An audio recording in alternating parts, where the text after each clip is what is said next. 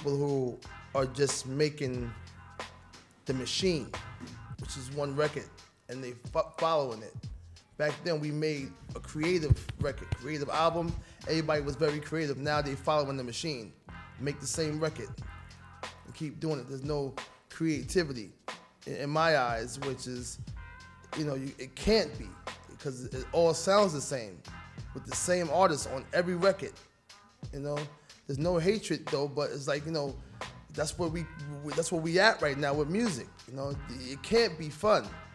And it can't be something that can be like you having a dope interview with somebody and be like, yo, so what was you thinking about when you made that record? You can't say that, because everything sounds the same with drugs or either stripper or either money. It's one content. So, so at this day and age, I really can't call it hip hop. To me, it's like rapping, rapping and, this is a business. There's not that many things being made that we know about. The underground probably is coming, but it's not seen, it's not publicized.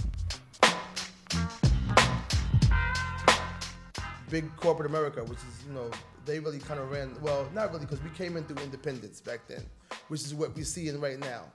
But I just think, again, like I just was getting ready to say, the business is more of a machine now of the labels making the quick, fast buck if they can. They want the single and to get whatever they can get off of that, besides worrying about the long run. And I think that the business, again, them having the 360 deal, which we didn't have back then, where they take part of your publishing and take your, your management and take, most of your rights. That's a big difference than what there was last year. But since the record industry is not making any money, you need to control as much as they can from the artists, right? They're doing right now. So I just think that back then, again, we got jerked back then too, but you learn to get right as we did. We got, get the business right. But things now are definitely big business of getting the fast money and also trying to control as much as they can, more than what they did a long time ago. They want everything now from you.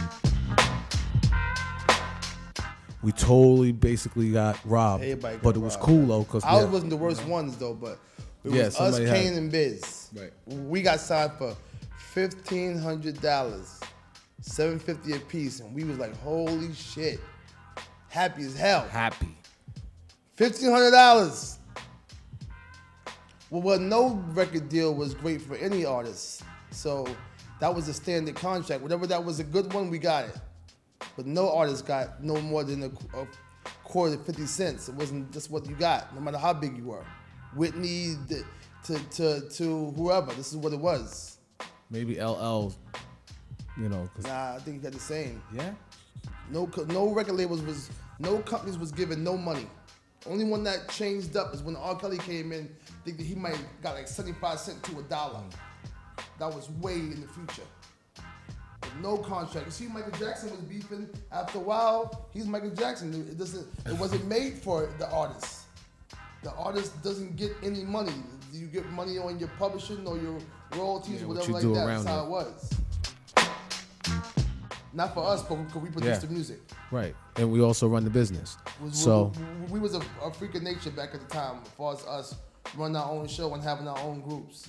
We was also EPMD, also producers. Also, we had Redman and DOS Effects. So we was and K-Solo. We was a different type of group back then. Nobody was doing what we was doing.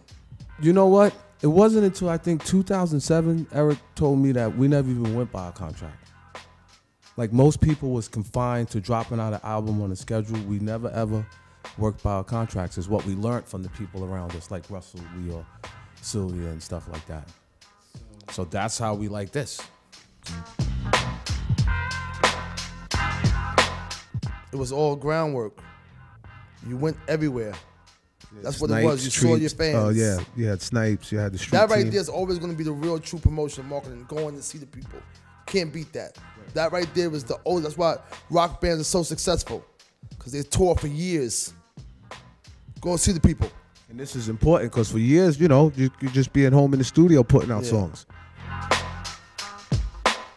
Well, most of the artists in the hit squad was following us already, so we ran into them. like Redman and the show and Club Sensation. Like they kind of already knew our music, knew what they had to do. DOS Effects in Virginia. Same thing with K Solo. Same thing, Brandon. Like right now, Rick Ross is doing. He made a big thing about EPMD on the web just recently, about how he followed Jane, the sequels, how he watched Our Business, and that's what he's doing now. He's following what EPMD did to do his situations, getting the groups, taking care of the business, dropping records, you know, and keeping it into a business to where, but keeping it so it's fresh and new by having a crew. We kind of set the blueprint of what you do as far as having crews, having MCs, having artists, and then making your whole system work for you, branding your name. We loved hip hop like that. Yeah. So we was so far in it with the shows and, you know, Run DMC, Jazzy Jeff, Fresh Prince, One's House Tour and stuff like that once we got the opportunity, then K Solo, we just basically wanted to be self-contained. And then that's when Redman, then DOS Effects, then Snowball, Avalanche. Well, everybody had their own distinctive look. Like me and Eric was already us with the Fisherman hats, hoodies. Redman had the dope afro. DOS Effects had the dreads with the Iggity. And K Solo, you know, he was always spelling and rhyming. Yeah. So everybody was unique. It wasn't like everybody sounded the same. Yeah, we had a big brand. His Squad was a brand, and that really, everybody followed that. The Death Rows, everybody, I don't care, Bad Boy, whatever. Everything had to come from Hit Squad, Wu-Tang Clan. Everybody had to see our movement was that big. We showed you what it was like to have an organization. Everything this, if it came doing the success, the whole big success thing of EPMD. Came. But far as like Eric and I, like strictly business, unfinished business. That was and planned. Of course, other people were trying to do stuff, but it wasn't happening. But actually, us, we was in it like that.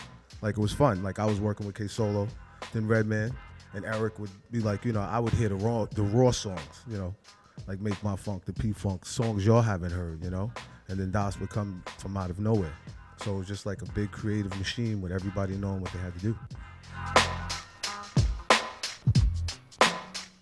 Well, we were kind of set up like that, to be honest with you. Being around Russell and Leo and Run, like Run would come play new singles for us in new different cars. He'd be like in the Benz for this one, then Beast the Rhymes in the, you know, the BM. And, you know, they basically introduced us to Dope Accountants.